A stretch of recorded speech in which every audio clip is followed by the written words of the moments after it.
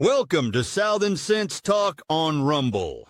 You are going to love Annie the Radio Chickadee Ubelis and her co-host, C.S. Bennett.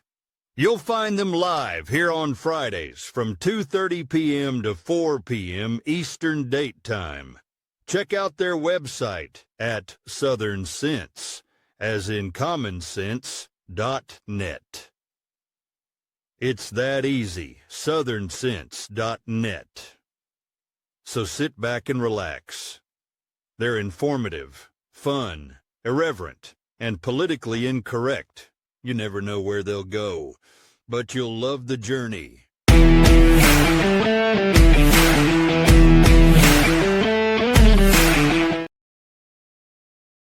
All right, and welcome back to another adventure here live on Southern Sense. I'm your hostess with the least mostest, the radio chickadee, Annie Ubelis.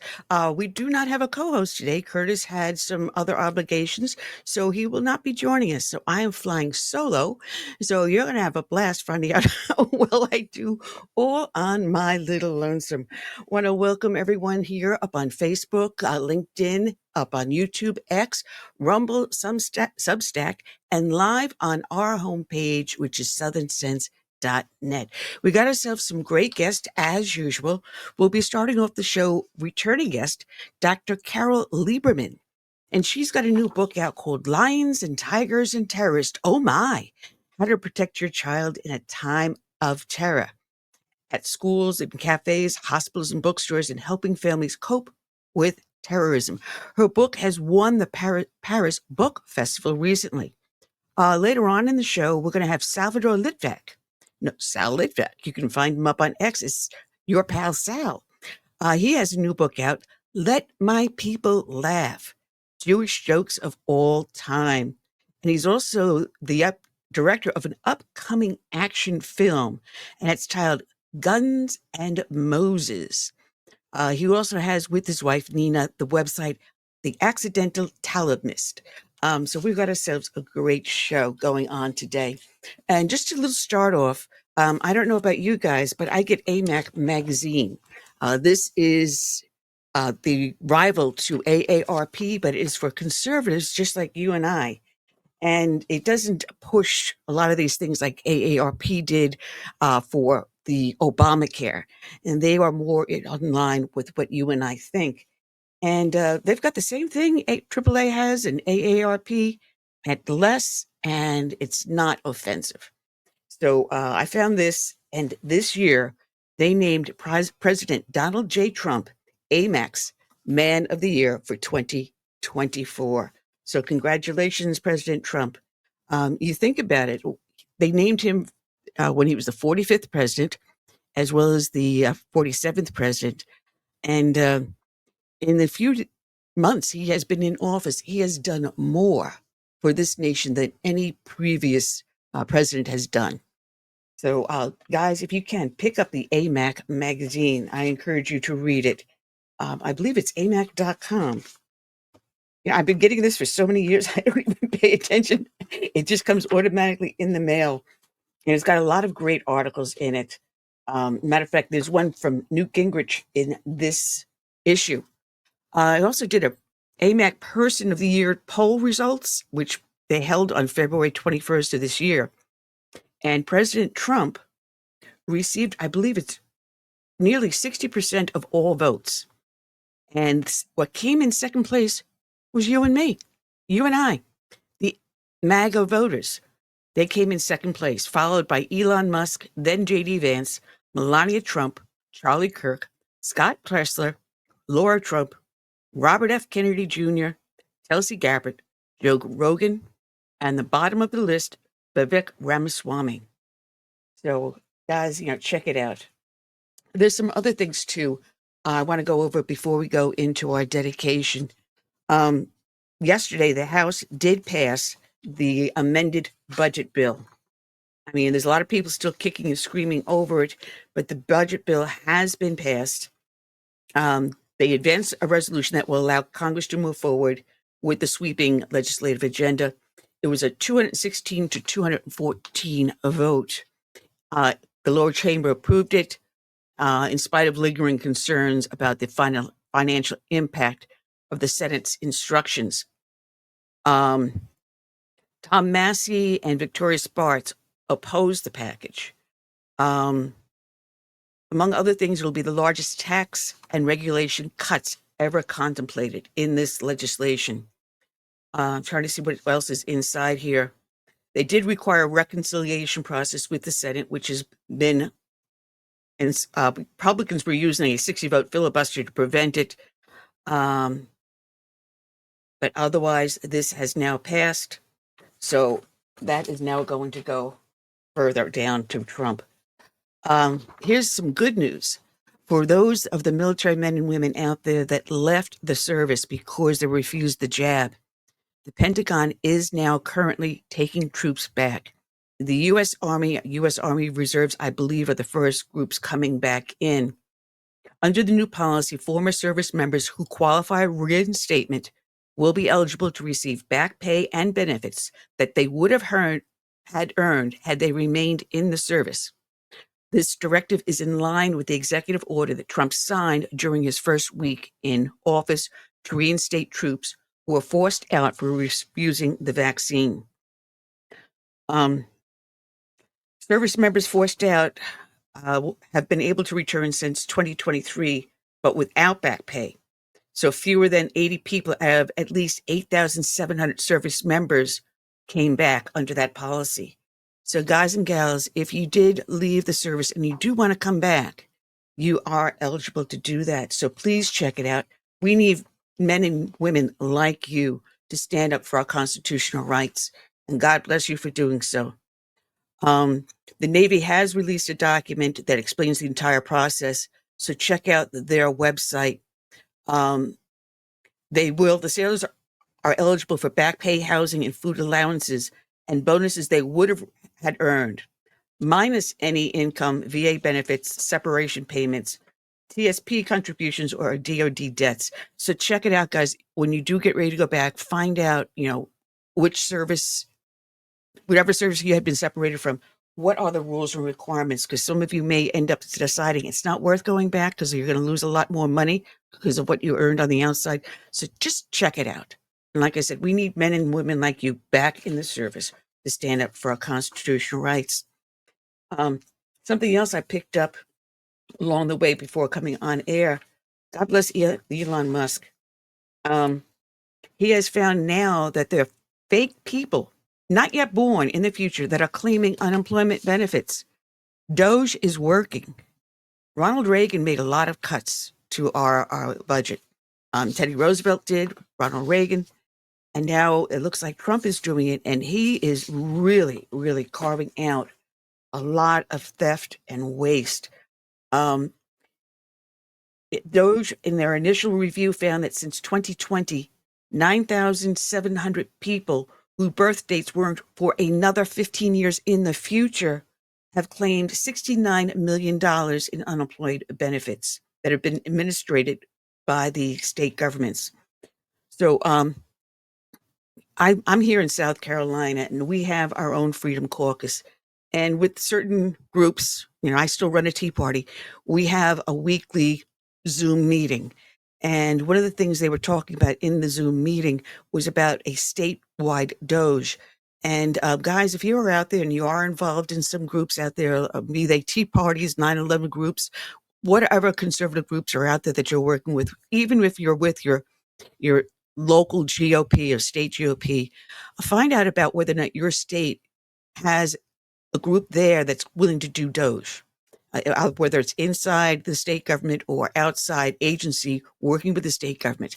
We do have one working with our state government at this point. We don't have one internally yet. We're pushing for it, whether or not because we're going into an election cycle for a new governor here in South Carolina. Depending upon who wins that election will determine whether or not we have a state sponsored Doge or whether or not we need to continue as an outside agency. I'm trying to think. Open the Books, which is a website Andrew Adrzinski started. God rest his soul. They have new leadership in there. They have been doing a lot in exposing waste and fraud in federal, state, and local governments. So if you don't have something in your state, check out Open the Books, and maybe they can help you with your state. There's a lot here that we can do sitting on the other side. It's great for you to listen to me, but what you need to do is also find some way to take action, whether or not it's penning a letter to your elected official, getting involved in some local politics or group. It could be anything. Just don't just sit there and complain. Get up and do something. And pick up the AMAC magazine. Also, they have initiatives that if you want to get active, you can through AMAC also. They have different organizations state by state that you can take initiative with also. So check out amac.com also. With that said, I'm running out of breath. Each and every show we do, we start off with a dedication to a fallen hero. And today's dedication is going to go out to Sergeant Rick Finley of the McNairy County Sheriff's Office in Tennessee. His end of watch was on Saturday, December 14th of 2024. And this is courtesy of Fox 13. And we began tonight at 10 with that deadly police-involved shooting that happened yesterday in Selmer, Tennessee. Tonight, that officer's body is back in his hometown of McNairy County. Fox 13 is learning more about what led up to the shooting of that officer, now identified as Sergeant Rick Finley. Let's head out to Fox 13's Lakia Scott. She is live tonight in McNairy County and Selmer. Lakia, you have learned more about this investigation.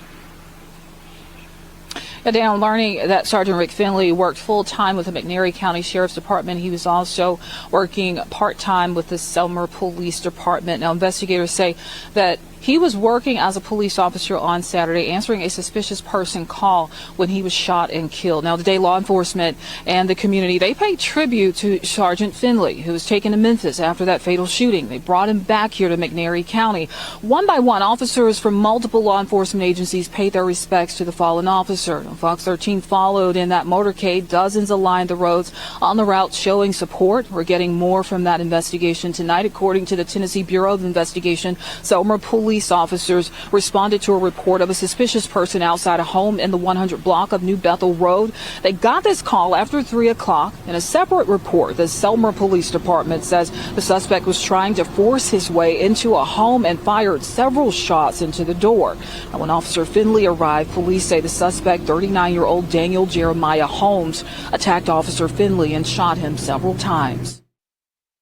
Our prayers need to be with his family and with his community right now. It's just tough. Just very thankful for our police officers. I think everybody needs to just realize that every day that they go to work, they are potentially sacrificing their lives for us. Now, TBI reports that a second officer was able to make the scene and take down that suspect shooting and killing Daniel Holmes. I also spoke with Sheriff Guy Buck, who told me that Officer Finley worked with the McNairy County Sheriff's Department for 13 years. Again, he was working part-time as a police officer with the Selmer Police Department on Saturday when he was shot and killed. Now, Sheriff Buck, he says that they are looking at Thursday to hold memorial services, but that date is tentative. But they are planning on holding those services at First Baptist Church here in Selmer. Daniel. Thoughts are certainly with law enforcement tonight and his family. Lakia Scott Forrest starting our live coverage off at 10 from McNairy County. Lakia, thanks. And last Saturday, Rick gave it all to the town of Selma, all of us. And I thank you, Rick. That's what we're here today for, is to commend Rick for what he has done for us. The final goodbye to a Mid-South police officer who's lost his life in the line of duty. Tonight, Selmer, Tennessee, McNairy County, and the Mid-South are all mourning the loss of Sergeant Rick Finley. He was shot and killed while responding to a suspicious persons call Saturday afternoon in Selmer. Well, tonight, his loved ones, his friends said their final goodbyes. Fox 13's Jack Bilyeu attended Sergeant Finley's funeral today and shows how the community he served paid their respects. Sergeant Finley served with the Selmer Police Department and the McNairy County Sheriff's Office, but his funeral was packed with deputies, troopers, and officers from agencies across the region.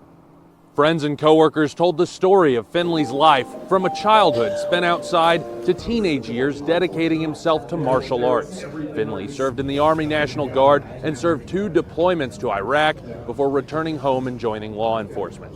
He left behind a pregnant wife and 3 children. The thin blue line was in action our last Saturday when Rick went to do his job and gave the ultimate sacrifice.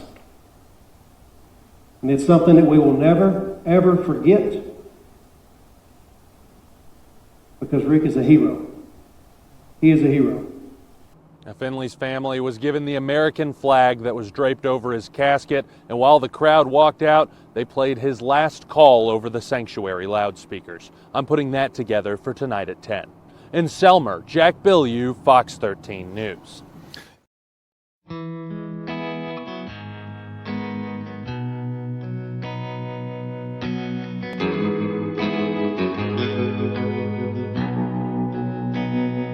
Let it be said, when we finish this race, we kept them free, we led with grace. Let it be seen,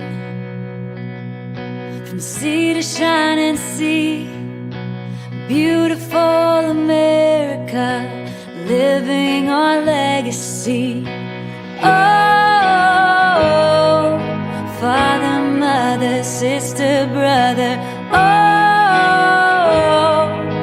we gotta learn to love each other. Oh, for the soul of the nation, for the next generation. Let us be known as people of honor, humble and bold, faithful through fire. Let us hold firm to our convictions with wide open hearts, eager to listen. Oh, Father, Mother, Sister, Brother, oh,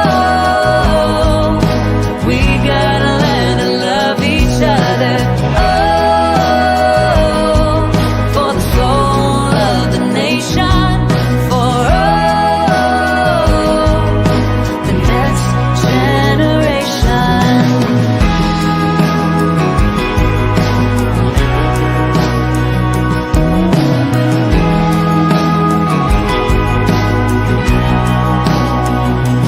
Let us make room.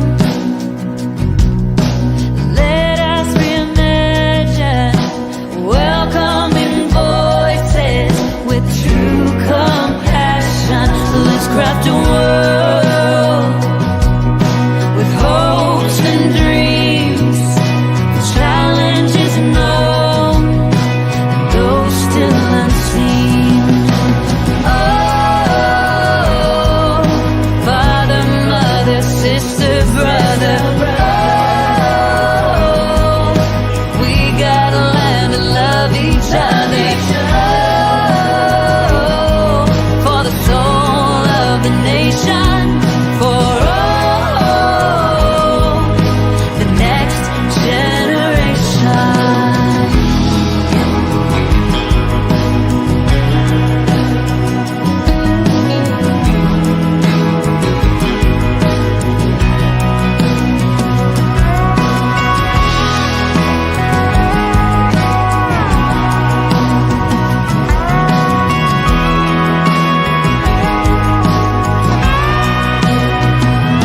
Let us be sure,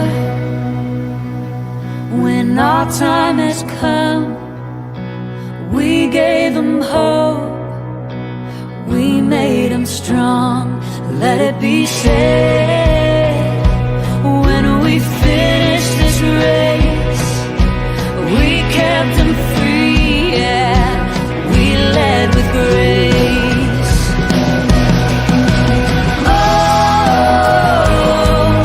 Father, Mother, Sister, Brother, oh,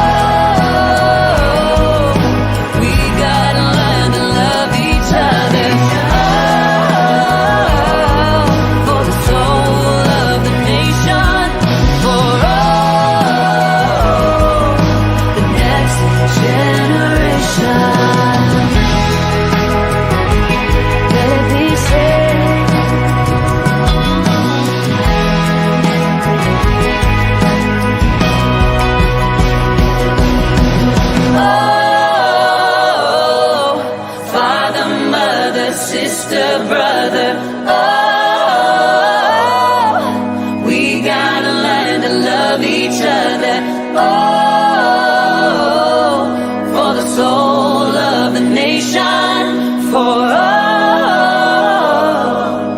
the next generation.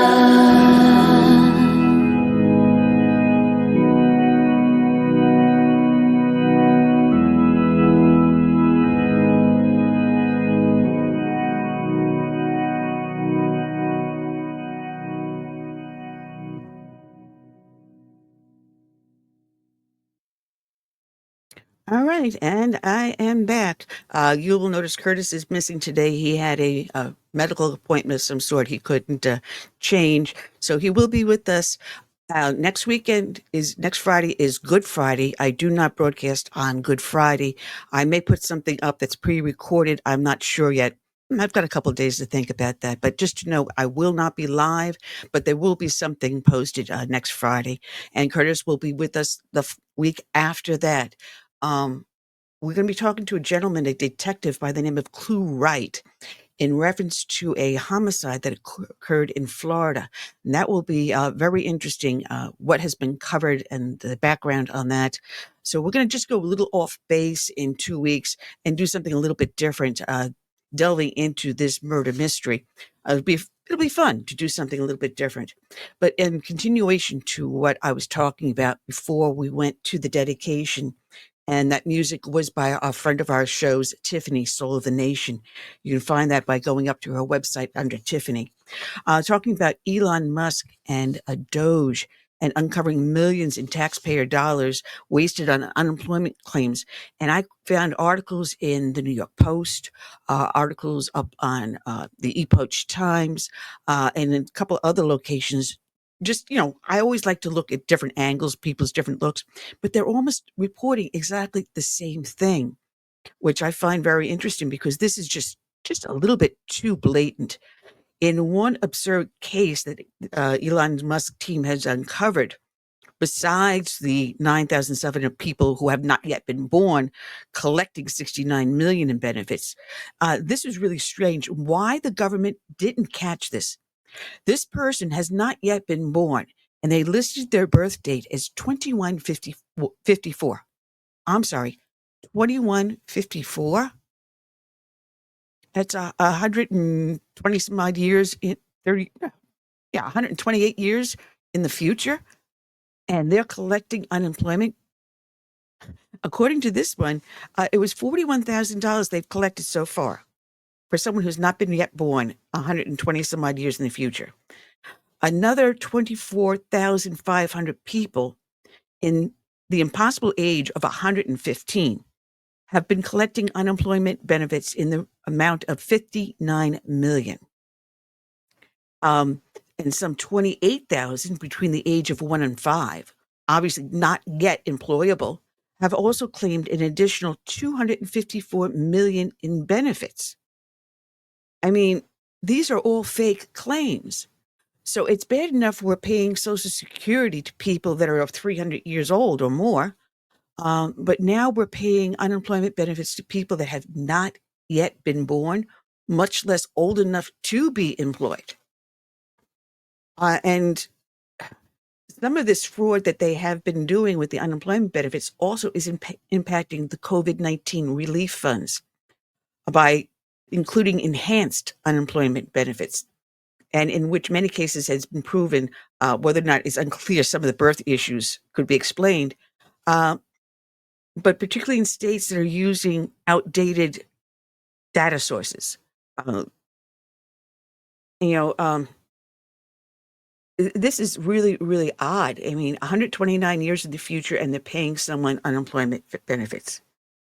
Representative Nicole Militakis has estimated, she stated it's been estimated between 135 and 400 billion in unemployment benefits have been stolen by fraudsters since the outbreak of COVID. And she goes on to say, that is why the House recently passed legislation, which she co-sponsored, to claw back funds lost to fraud and to extend the statute of limitations so those criminals can be prosecuted. I mean, it's one thing to expose the fraud, but I'm glad to see that they're going to use the arm of the law to go after the people that have committed these frauds. I mean, our government has become so bloated, so out of control with these bureaucrats and agencies that are not authorized by Congress, but by someone's will of the pen. We have agencies we have no idea even exist are inside our federal government. This is not what our founding fathers put together for us. This is not what they perceived our nation to be. It was supposed to be a nation of limited government. Limited government. And the power of the people went down to the states and local. And yet we have a bloated federal bureaucracy that is paying unemployment benefits to a child that is yet to be born 129 years in the future. This is outrageous. Billions and billions of dollars are being tossed out the window. This is your tax dollars. If we go back to the 1920s and 30s, only between 12 and 16% of your tax that's collected went to the federal government. Today, that amount is 60% of the taxes you pay go to feed this federal government. That's outrageous. That is unacceptable. And I'm glad to see that we're finally doing something about it. And like I said, you've got to get active somewhere and see if you can get your elected officials to do a doge within your state. Because if they're uncovering this on the federal level, imagine what you're going to uncover inside your own state, your local council, your city council, your town council, your parish, your county, whatever it is. What's going on locally also? How much of your tax dollars are getting wasted? This past year, I fought our county council on a sales tax. And we won. We actually won. And it was going to be $1 billion sales tax. And on projects that have already been paid for in a sales tax that was completed several years before. But the tax was complete, but the projects were never completed. And because the projects were not completed prior to the COVID outbreak, they said, well, when COVID came in, we couldn't do it. All the costs and everything went out the window. We can't afford it. So in order to complete those old projects, we have to now pass this new $1 billion tax. And we're going to throw extra projects in there too. Some things that we would love to see happen. We're a small community. We're not the largest county within the state. I mean, the previous sales tax was for like maybe 200, 300 million, and they wanted $1 billion in this one. So we fought them. And to prove that they were wasting our money, I took a video camera and I drove around looking at the unfinished projects. And one of them was a huge U-turn to nowhere. You literally left the entrance of this one shopping center, crossed over the traffic light into a sparsely populated neighborhood of people, high-end houses.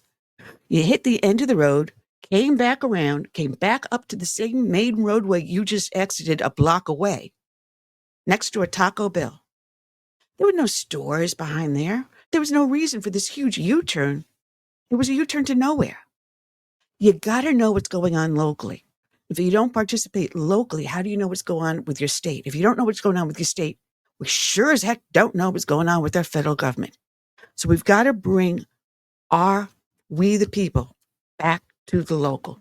Because if you get away with it locally, they'll get away with it at the state, and they sure as heck are getting away with it federally. That's a rant for me for today. So hopefully our guest will call in very shortly. She should be doing so about now. Yeah, and if she is, we'll proceed with Dr. Carol Lieberman. But there's another article I picked up while we wait for her. And this is a point in case. This is a perfect reason why what I'm saying means a lot. New York City has a mayoral race going on.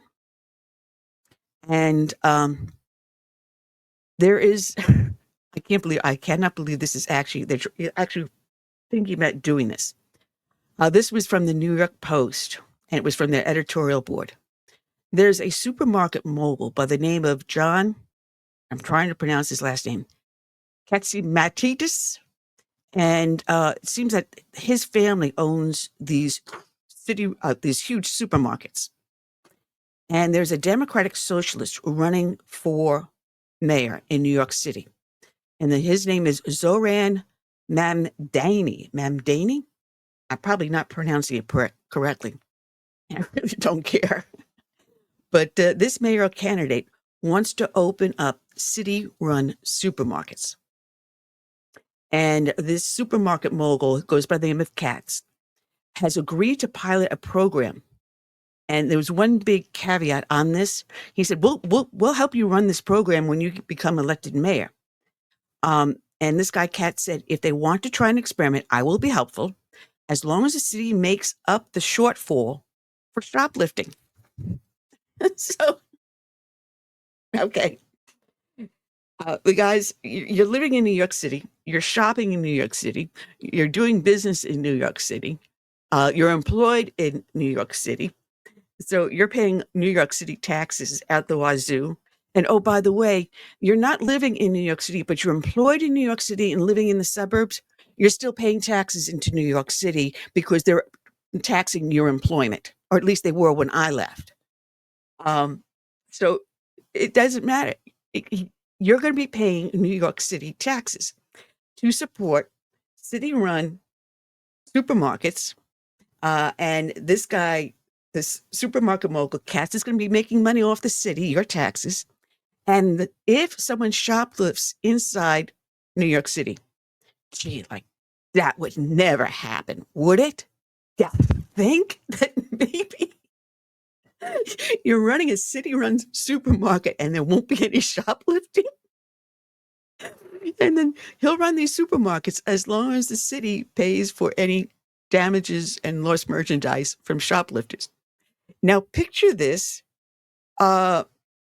Wasn't it in New York City, along Fifth Avenue and Broadway and all the other major shopping areas, that gangs were going in, and the whole gangs were going in and just stealing as much as they can carry out and jumping into cars and vans and whatever else and taking off? So now you've got a city-run supermarket.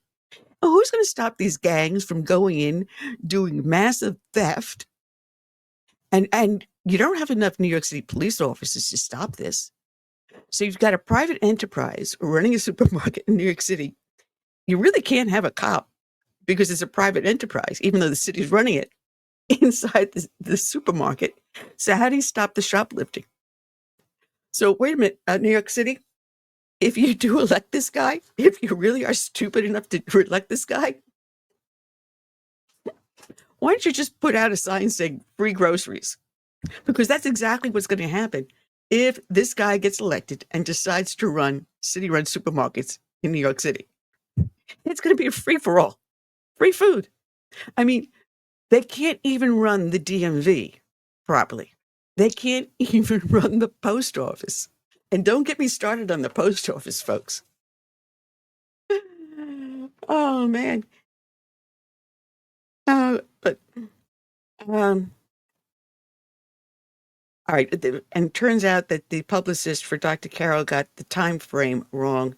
So she's trying to reach Dr. Carol to see if she can join us. That's the problem when you're dealing with the time zones. And I always do say when I invite the guest, Eastern Date Time, New York City time, Eastern Coast time. And sometimes they get it right. Sometimes they don't get it wrong. But guys, I mean, if you're up in one of the chat rooms and you want to post a comment on New York City running city-run supermarkets, just you gotta. I'm sorry, this is just too friggin' funny. You know, a lot of people that live in New York, they fled communist regimes in Europe and Latin America and Asia. And trying to convince these people that emigrated to New York City for freedom that a communist-style supermarket is going to work in New York City. You're worrying about the cost of eggs now, but with the bloat of New York City government in New York City, what's the cost of eggs going to be in New York City? I'm going to say, let me guess, maybe $12 a dozen. I mean, just be safe, though. I mean, this guy looks like he has a war chest is at $8 million, and nearly all of the money came from taxpayers anyway. I'm sorry. You just can't make some of this stuff up, folks. You really, really can't make some of this stuff up. Anyway, while we're waiting for Dr. Carol to call in, there is a clip that I want to play. And it's something that I found when I was doing my research for Sal Litvak. And it's from, okay, let me see if I can find everything here. This is from on X. He has a website called Jew Hate Database. It's a database that collects the anti-Semitism that is now raging throughout the nation. And she went to go into a Staples store. And I'm going to tell you right now, this video says it better than anyone else because I found this so outrageous. And this is at a Staples, mind you. And I've never known Staples to ever take a political stance anywhere. All they care about is you, the consumer, which a good capitalist should do. Service you, the consumer. But they decided, this one particular store decided to do their own political correctness. And I'll play this video from up on X from the Jew Hate Database.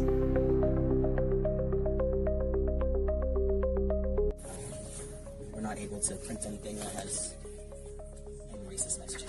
What is racist about? Zionist specifically. Zionist is not racism, and then I'm black. I understand that I am too, but I'm also Arab. So I do understand the definition of Zionism. I don't know what definition you have, but it's not the definition that I have. Okay, well, like I said, and it's clearly stated for black Jewish Zionists. I understand. Judaism does not equal Zionism. Are you Jewish? My grandfather is. You said you were Arab. Correct. Because I'm Jewish, so I know what Judaism is, and I know what Zionism means. I don't know what definition you have. What definition do you have? That's not really the point. No, it is, because you say racist, and that doesn't make any sense. And it's not racist because you have your own interpretation of a religion you don't belong to that you made up in your head. With my upper management. Your upper management. Yes, I can call them here. Yes, definitely. Call them. Definitely.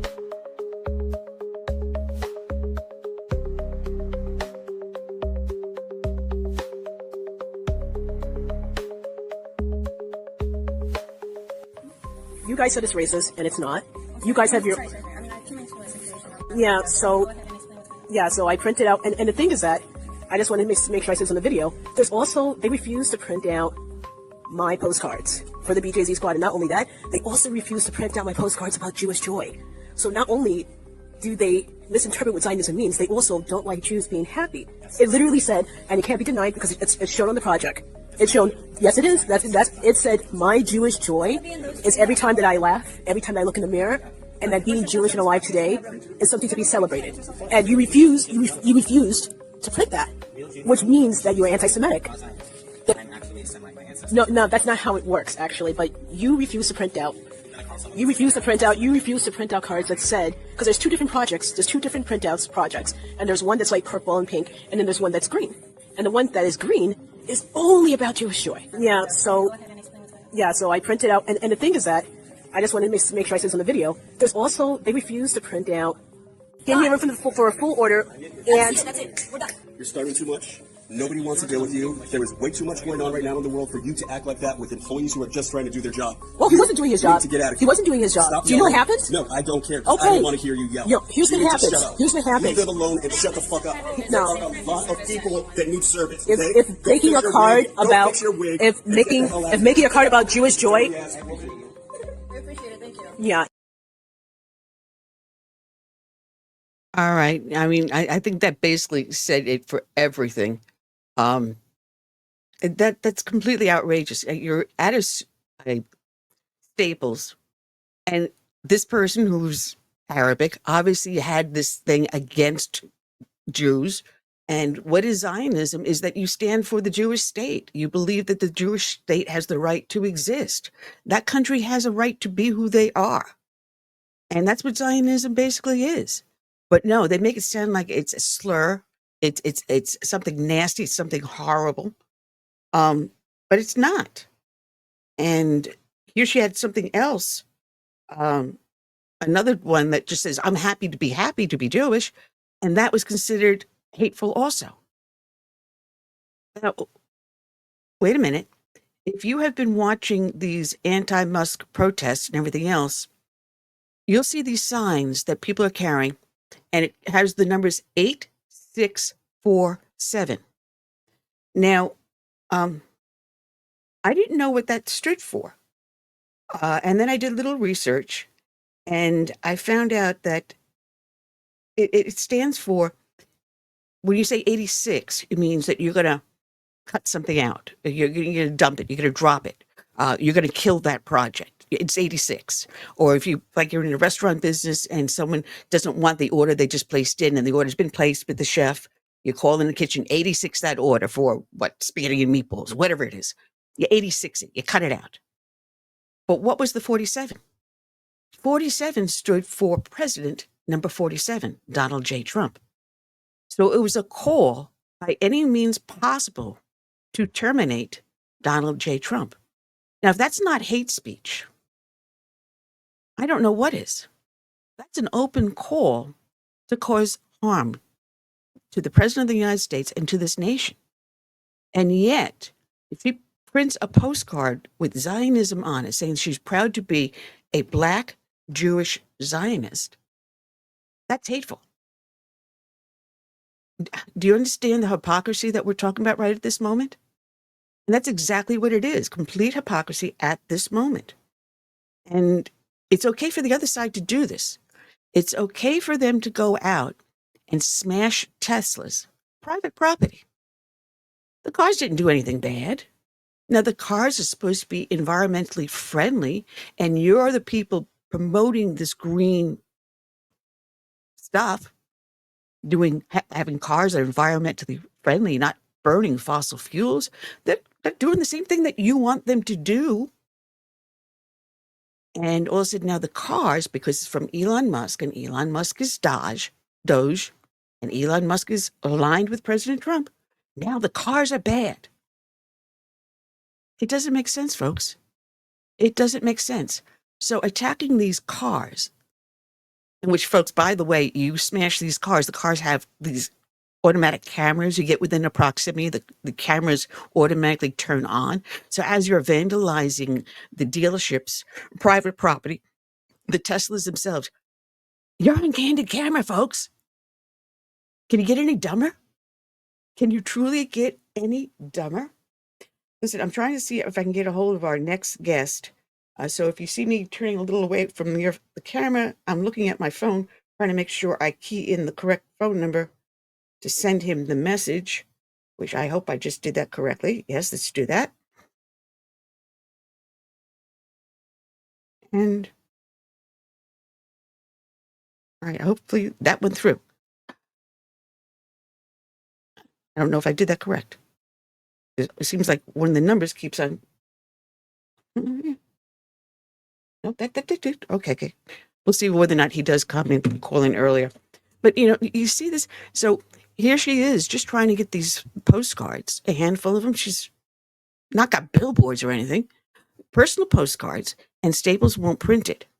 And yet we see that they're printing out, I can't say Staples is, but people are carrying these printed signs with 8647.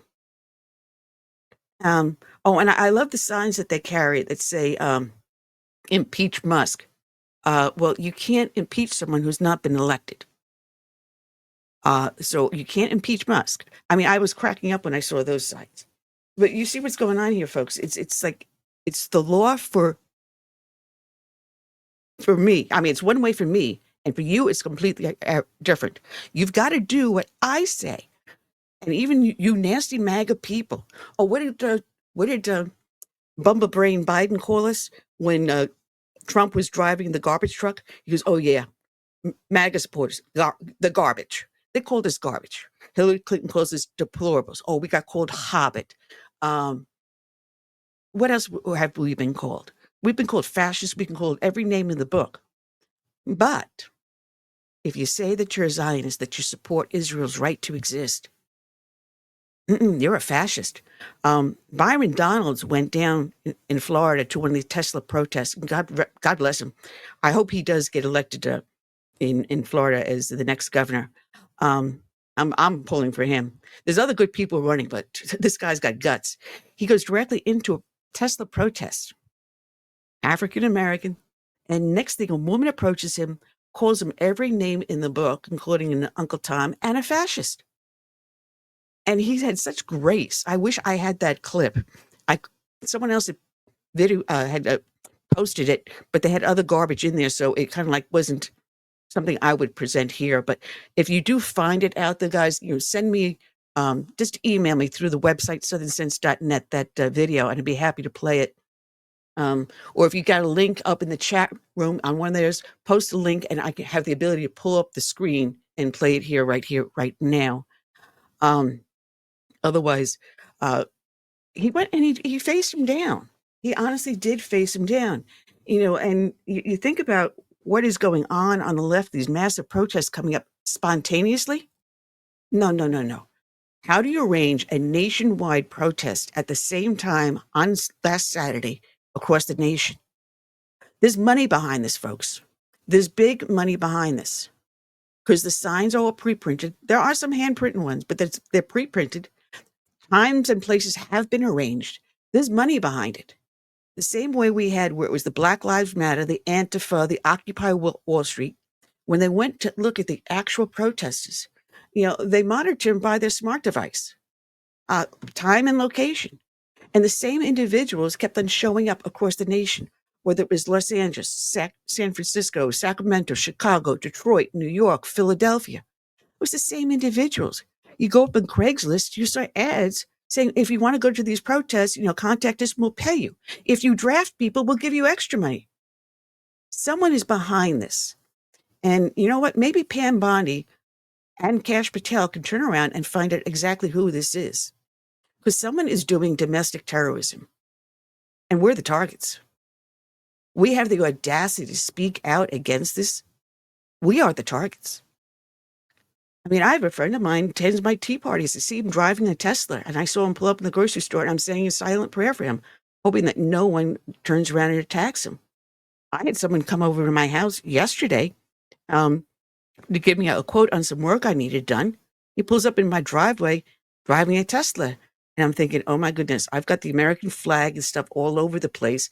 And if someone sees a Tesla in my driveway, I'm hoping they don't firebomb the driveway and the Tesla in the driveway. That is how it is, where I'm now concerned about my own safety if I walk anywhere near a Tesla. You fear for yourself now because of what is going on. You saw in that video that we just played that one guy that went up in her face and cursed her out.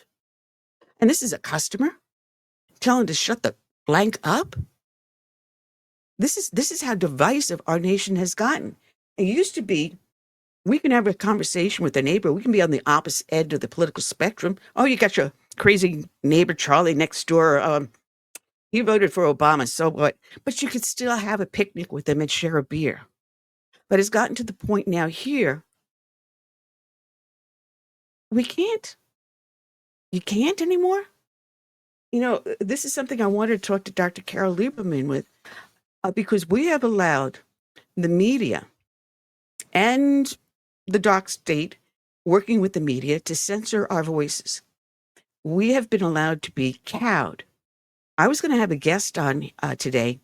He's dealing with trying to present a different version of how to look at history in a different way. And I thought it was very clever, very artistic. And then when he looked at my website and saw that I am politically conservative, I am a Trump supporter, I believe in Doge. I believe what they're doing here is the correct thing to do. There's some places they need to tone it down and maybe listen to calmer heads at times. That's for another topic. But it was a time where you could have a conversation. And he basically said, no, the only time I turn on TV is when I watch basketball. And that's sad. When you're even afraid to turn on the TV to listen to the opposing views. I mean, my husband will turn on MSNBC and CNN and everything else, and he goes through it, and I yell at the TV. But I do listen to what they're saying. I want to know what's coming from the other side. And you know what I found? Listening just the other day, even CNN is starting to admit that maybe we are right. Maybe there are voices on our side for people to listen to. When CNN runs a poll and found that 53% of the nation is agreeing with what Donald Trump is doing these first few months in office, CNN is saying maybe there's something to this. Maybe we should stop and listen to the other voices on the other side. Maybe it is to be open about other perspectives without passing judgment on the other side. Yes, I'd like to hear what they say. And if you say something stupid, I'm going to tell you, you said something stupid. And perfect example, someone did a video where he approached a woman doing an anti-Doge, anti-Tesla protest. And she was saying some crazy stuff like, I'm trying to remember how it goes. We wanted to kill Medicare for all. We wanted to get rid of Medicare completely. No, there will always be people that will need Medicare, but Medicare is run by the states. The federal government just funnels the money back to the states, and the states decide how that money is spent. That's not Doge. Doge may be finding waste and fraud in it. Of course they are. And that's what they're cutting out. We have to listen to what they're saying. And then we have to turn around and not let the media decide for ourselves, decide what we're supposed to think. You can take it on an advisement, but you got to listen to both sides. You have to have a chance to give them a chance to listen to both sides. I went and spoke to a Rotary Club a couple of weeks back, and the topic was, what does it mean to be an American? And I thought about that. And for those that listen to the show, I'm only second-generation American. I've been married to two immigrants that fled communist nations. My grandfather led the birth of fascism in Italy. He knew Mussolini, and he knew he wasn't going to live unless he came here. And I thought hard about, why did my grandparents come here? And after we won the war to end old wars, why didn't they go back home to their families back there? After World War II, why didn't they go back to their homes, to their families there? But they chose to stay here. They chose to become Americans. And there's got to be something special, something very different about our nation that doesn't exist anywhere else in the globe. And it goes back to our very roots. It goes back to the Bible. And when God made man, he gave us dominion over the world. But he also gave us individuality. He gave us freedom of will. He gave us the ability to rule ourselves, to recognize a higher power, but to be able to control our environment and ourselves. He gave us self-will. And with that, he said, in order for you to have dominion over yourself and all this, there should be a set of laws. And he gave us the 10 commandments, 10 basic laws. And in those laws, he told us not to covet what other people have, to respect your neighbors, your family. He tells us not to murder. He doesn't say not to kill, because if you need self-preservation, that is to be, but to not murder, to make a senseless killing, not to steal.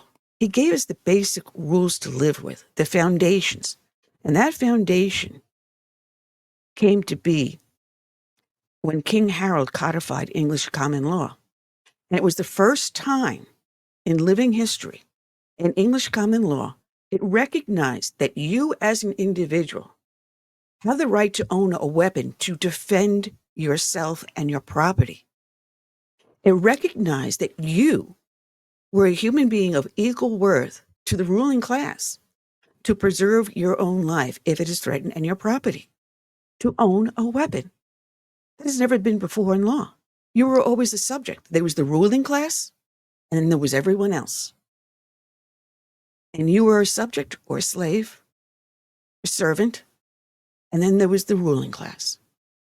And for the first time, English common law recognized the equality of all men. And they took that and they created the Magna Carta. And it said, yeah, we recognize you as having been our ruler, our leader, basically our executive branch, But we as citizens have rights of liberty, of freedom. And when we get, where's the Magna Carta? And when it was, we found, well, the English and the Dutch and everyone else just going back to the old ways. No, there had to be a new way. So the Pilgrims came over to the United States, or what is to be the United States. They came to America. But on the journey over, they recognized they needed to form a self-governing body. And they created the Mayflower Compact. And it was in the first time then that they also included the indentured servants as an equal partner in this Mayflower Compact. They recognized English common law, the Magna Carta, in the Mayflower Compact, and they recognized limited government and government by we, the people. How innovative, how very, very innovative. And from that grew our Declaration of Independence, the recognizing the right of life, liberty, and the pursuit of happiness. And that pursuit is not a guarantee happiness, but giving you the chance to dream and to seek your goal. Before then, if you were born in a family of carpenters, you became a carpenter. If you were born in a family of tailors, you became a tailor. You didn't have that right of self-determination, of will. Something that became known as subsidiarity. This was also recognized in the European Union. Subsidiarity. It means that you are competent to determine for yourself what is right for you. The will of the people, the will to govern yourself. The Declaration of Independence, our Constitution, the creation of the states. Benjamin Franklin recognized the Indian tribes around him was a loose confederation. Each one acted as its own little body, and yet unified under one central government. And Benjamin Franklin said, what an idea. Each colony becomes a state, governing over itself, and yet unified as a United States of America. A central government, a legislative, judicial, and executive branch, but limited powers. The main powers exist on the states. 13 enumerated powers only are given to the federal government. They're not supposed to be telling us what toilet to buy, how much water we can flush, what light bulb, whether or not it's an incandescent or an LED. All that was never intended. That's for the individual states to determine. And even, yes, to the right of choice. Pro-choice, pro-life. That is a state determination. It should never have been a federal determination. And this ideal that we can be a diverse group and yet united in one common goal. Freedom, liberty, our self-determination. Yeah, we can disagree on subjects, but yet we are united in one ideal, that we have the ability and free will to express those ideals, to exchange them peacefully, civilly. We have a right to disagree, and yet we remain united in freedom, in liberty. That's why we can go back, and that's why we stay here. We have a special guest as I do my lecture on what it means to be an American, and he should know. Let's bring on Mr. Sal Litvak. Good afternoon, Sal. How are you? And thank you for joining us early. Hello, Annie. It's great to be with you. I have to apologize. I normally have a co-host, which I shoot back and forth with, but he had some medical things to do today, so he left me high and dry. Well, I'll try to do my best and be two people. Well, I'm checking out your website. I played a clip earlier. I don't know if you posted or someone else did from Jew Hate Database, where this young woman went into Staples. She's Black, she's Jewish, she's a Zionist, and Staples would not print her postcards. And then a fellow customer attacks her. And I found that so outrageous because, we used to be able to have expressions. We can disagree, and you can walk past me wearing a T-shirt that says Black Lives Matter. So what? Yeah. But for Staples to say that using the word Zionism is hate speech, I'm sorry, what planet are we on? So much that has happened. First of all, going back to COVID, everything that has happened since COVID was unimaginable before COVID. And then they took it to a whole other level after October 7th. And it's almost like this respite that we had for 80 years after the Holocaust, where the Jew haters went underground, so to speak. It's over. And they're just, being loud and proud with their virulent Jew hatred. It's terrible. It is, and it's inexcusable. Now, I gotta have something explained to people because you have a website called the Accidental Talmudist. Can you explain what that is? A Talmudist? Sure. A Talmudist is somebody who spends time studying the Talmud. And the Talmud is essentially the oral tradition in Judaism. When the Torah was given into the world at Mount Sinai, right? God took the Jewish people, the children of Israel, out of slavery in Egypt with a strong hand and an outstretched arm. And we'll be celebrating that tomorrow night at Passover. But through signs and wonders, the miracles of the 10 plagues, the splitting of the sea, and then the greatest moment in human history, when God revealed God's self into the world, into history, and gave the 10 commandments at Mount Sinai.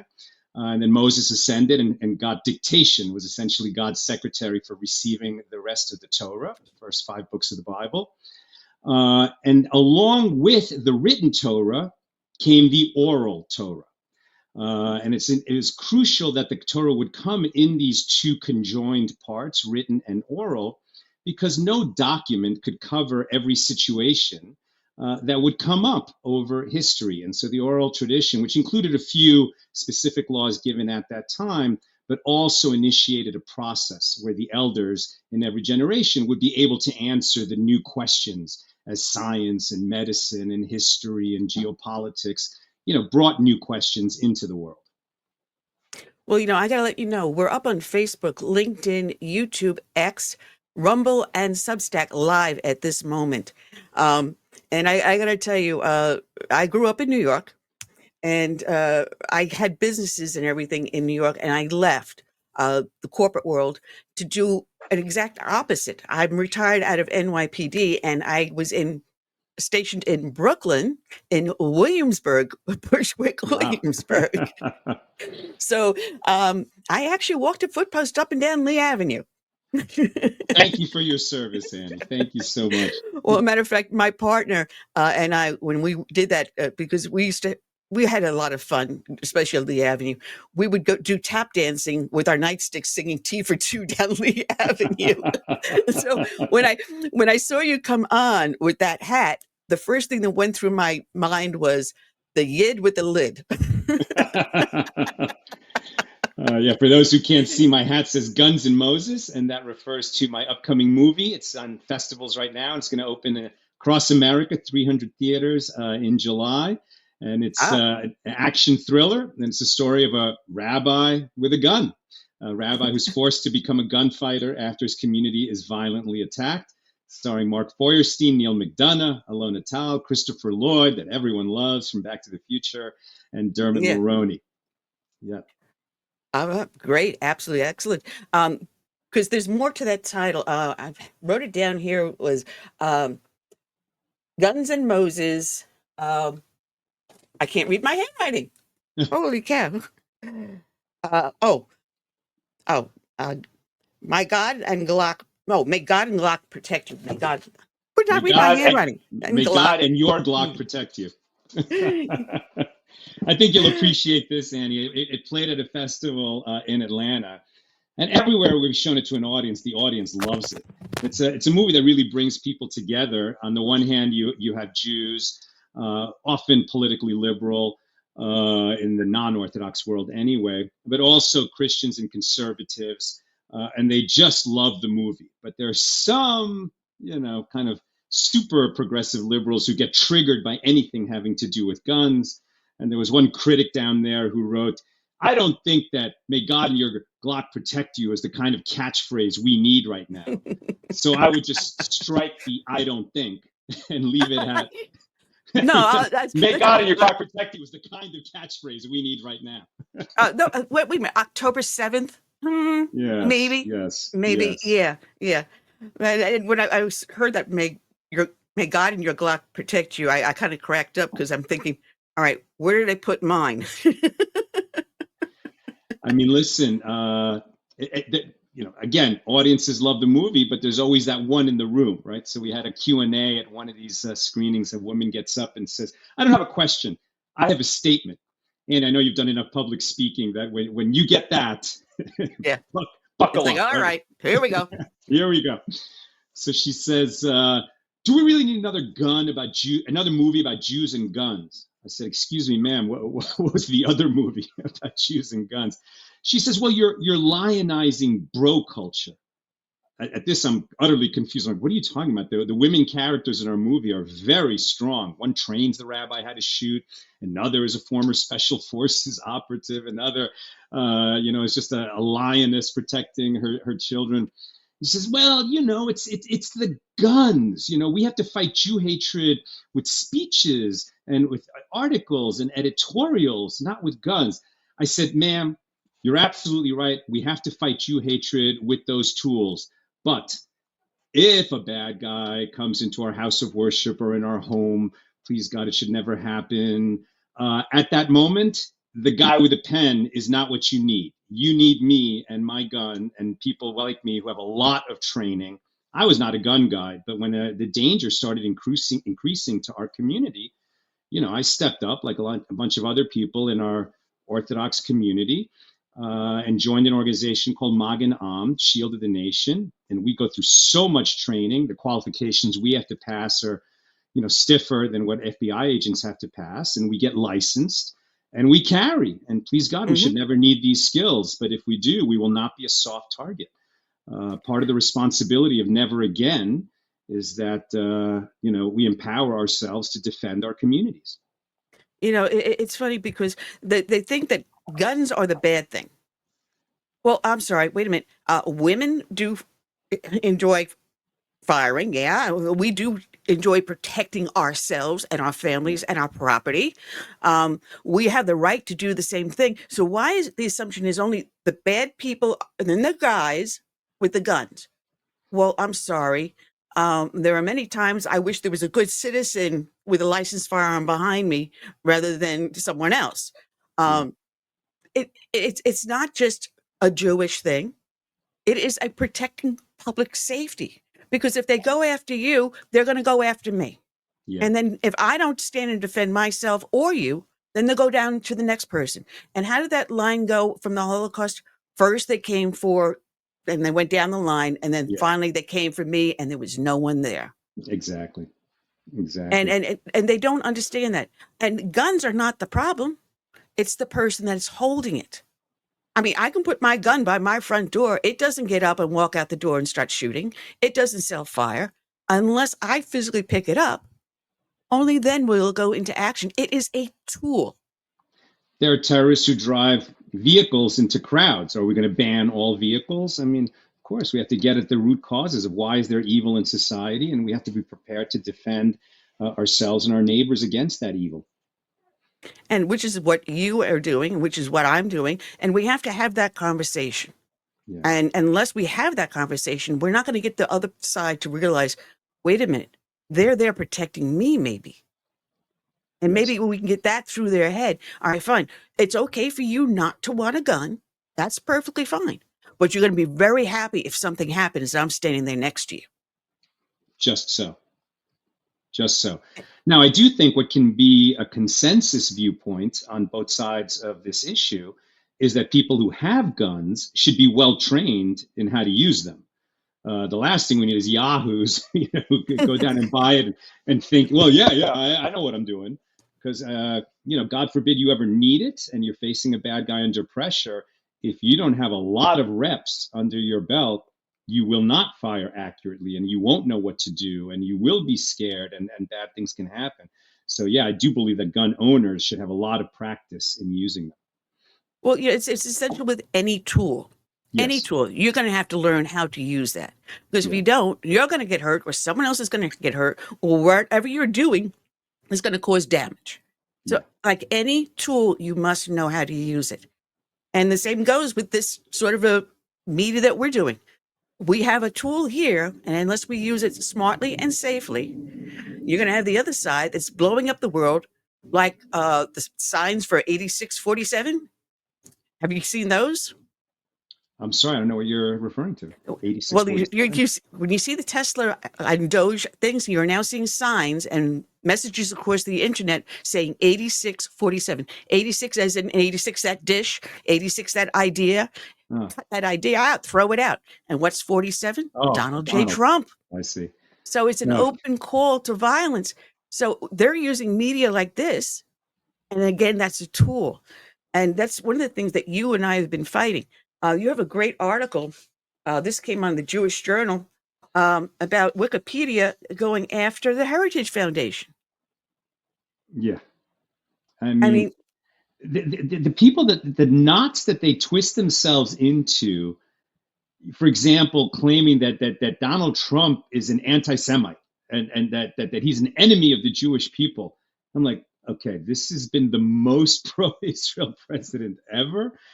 He's so attuned to the needs and danger confronting the Jewish people.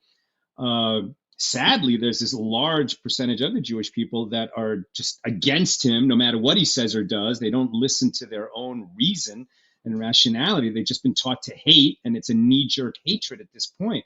But what their arguments to prove their point make no sense whatsoever. Crazy times we're living in. It is crazy time. And when you listen to the rhetoric that's coming out from the other side, I just sometimes shake my head and it's like, well, did they actually look at the subject before they started speaking about it? Yeah. Did they actually realize what they're talking about? And Wikipedia is a perfect example that, here Heritage Foundation is saying we have a rash of anti-Semitism. I believe it was in California, in just 1 year, it was up 153% in California alone. Yeah. Forget about Chicago, New York, or any other major city. And this is where you're seeing it in major urban areas. The major anti-Semitism, the attack on students going to colleges because they're Jewish. Yeah. And then heaven forbid we have the agitators that have links to radical Arab groups, Muslim groups, and now heaven forbid we're now deporting them. We're saying you don't have a stupid student visa, and it's like, well, the mean Jews did this. No, you incited a riot. You incited bigotry.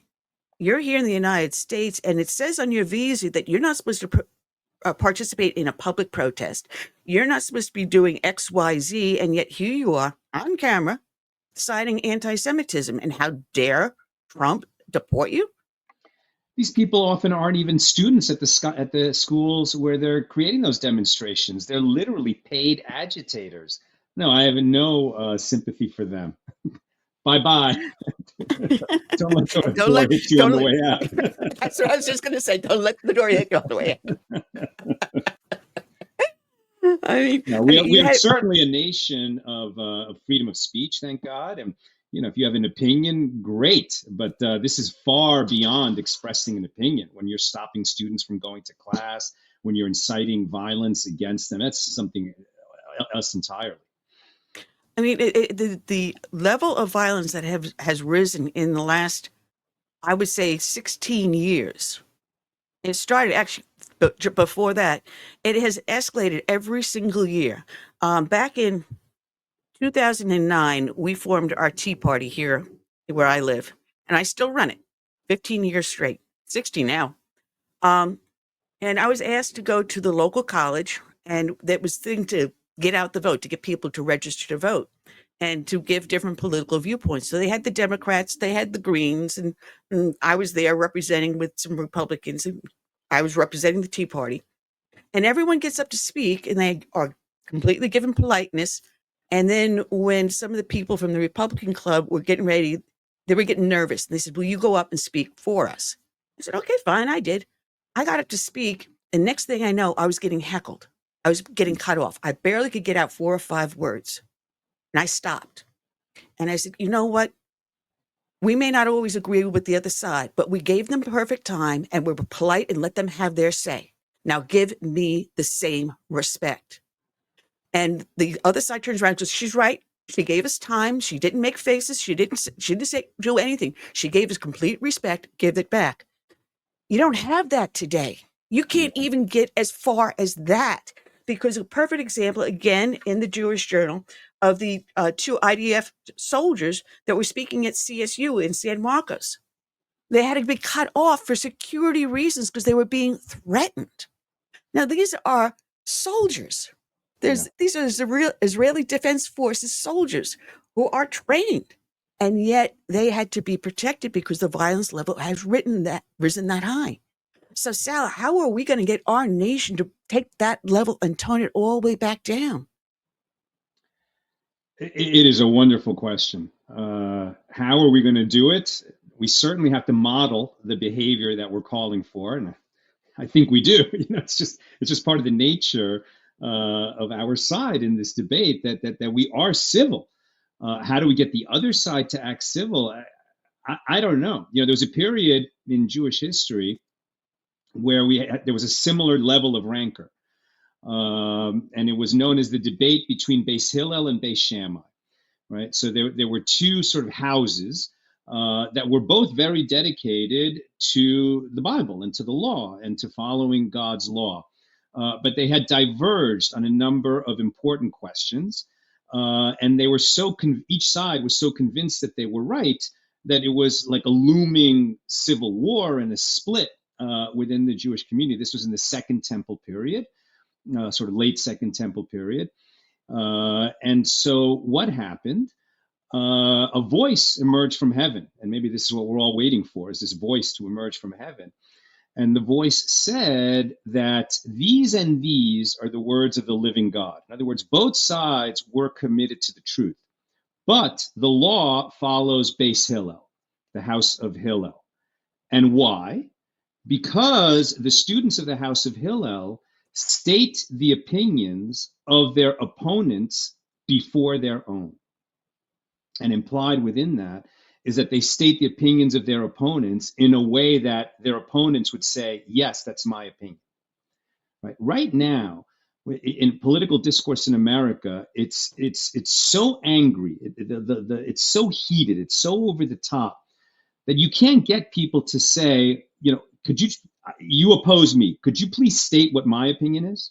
And they go right to, sarcasm, right? If they will say it at all, they'll say it sarcastically. And very often you can't even get them to state the opinion that's opposite their own.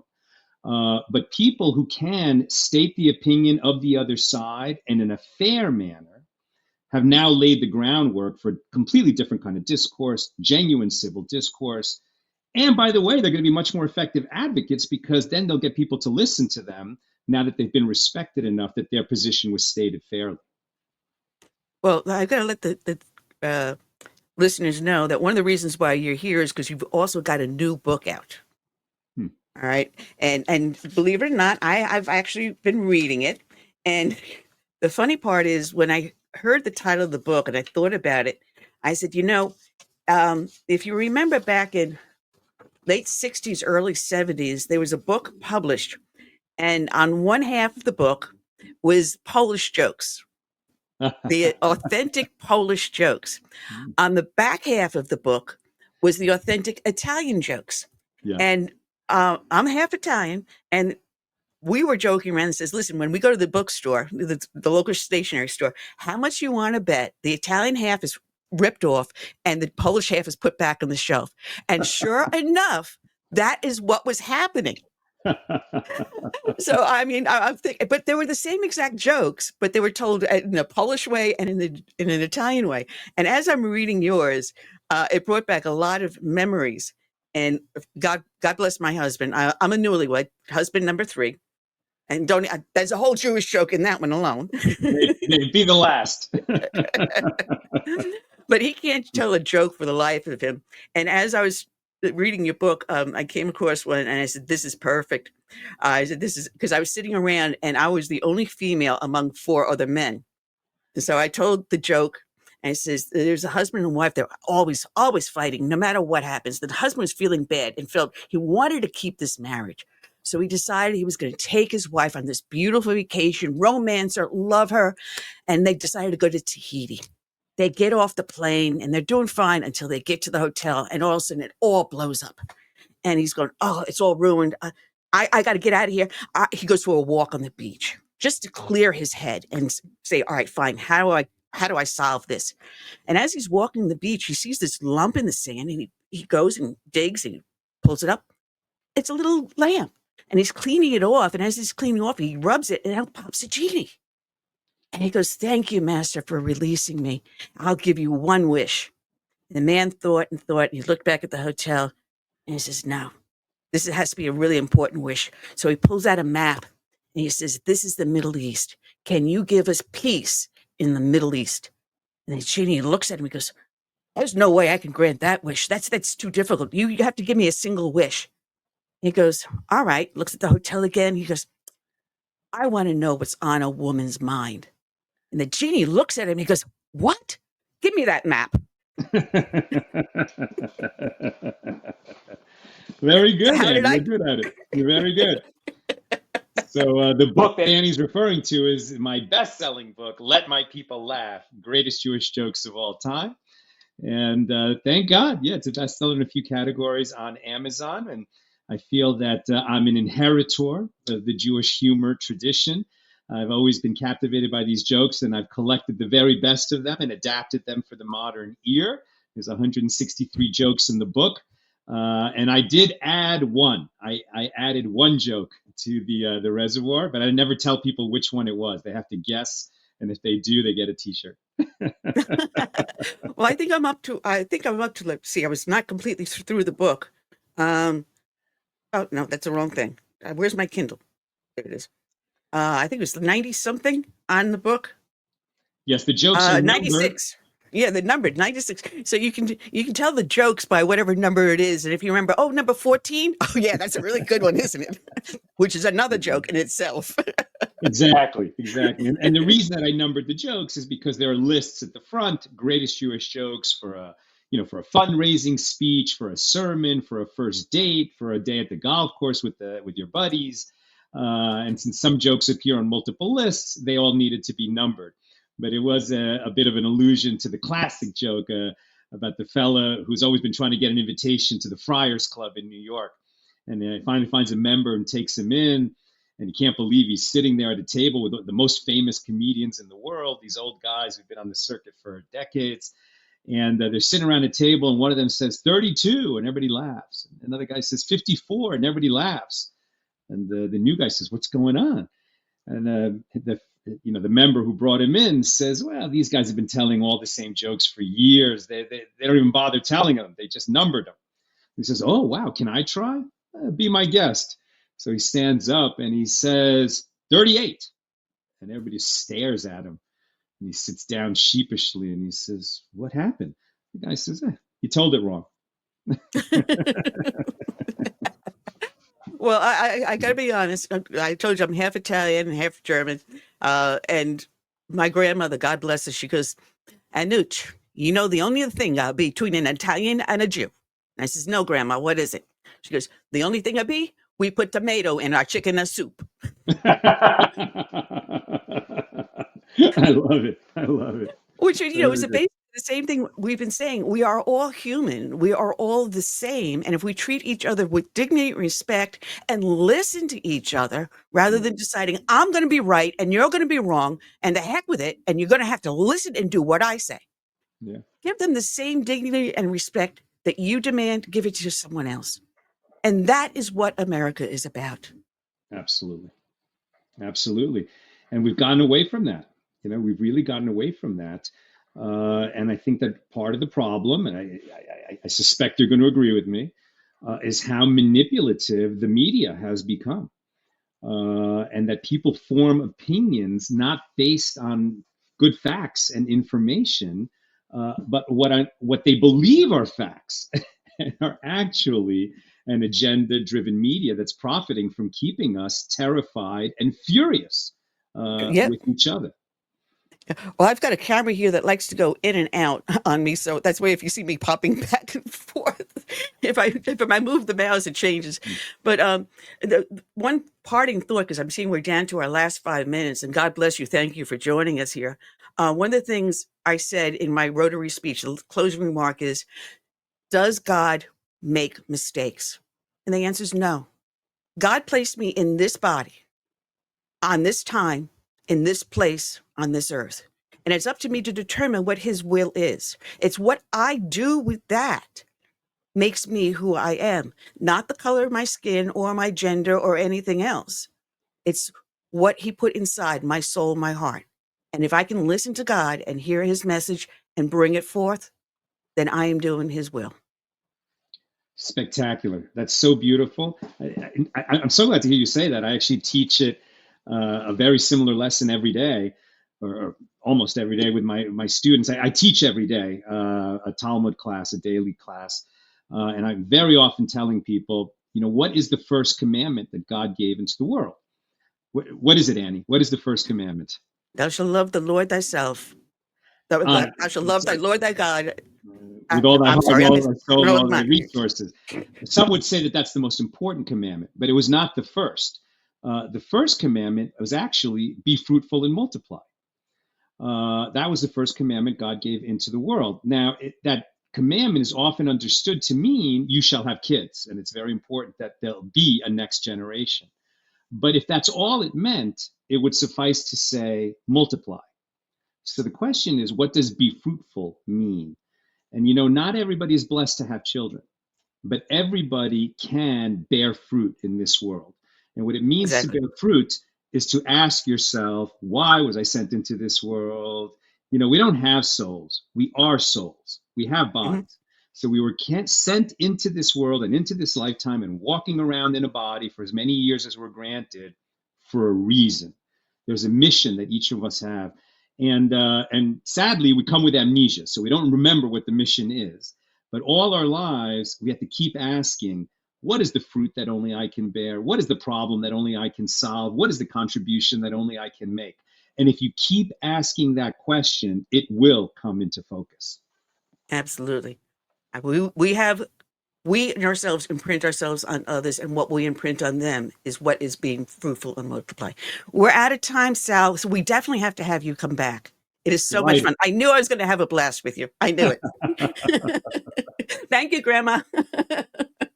Take care and God bless. All right. And with that, folks, we will be back in 2 weeks because next week is Good Friday. And Good Friday, I do not broadcast, but we will see you in 2 weeks. Until then, I say good night and God bless.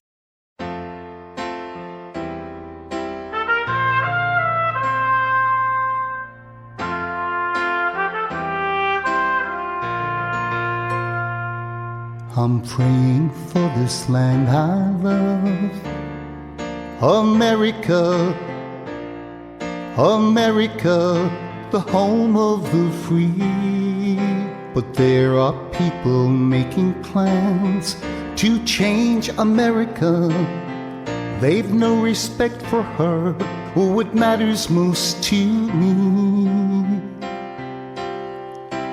That's why I stand for the flag and I kneel at the cross.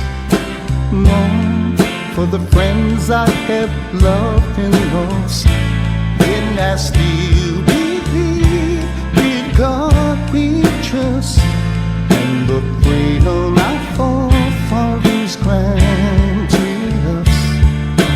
I hope it's not too late to save America.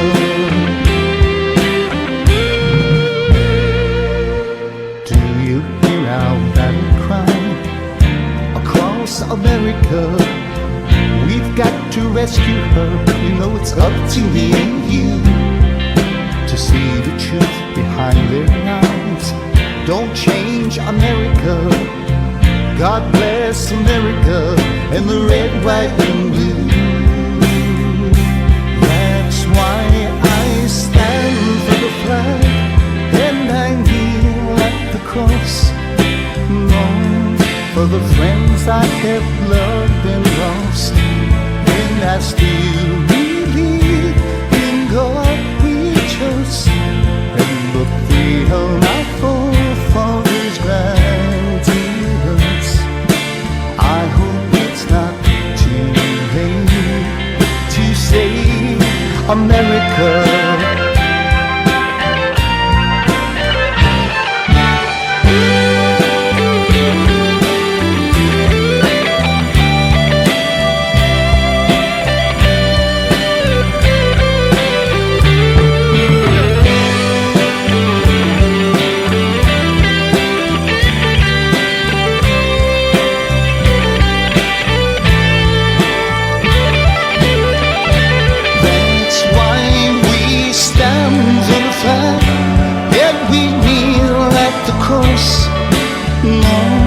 For the friends we have loved and lost, and we still believe in God we trust, in the freedom our forefathers granted us. We know it's not too late to save America. Save America. Let's save America. Together we can save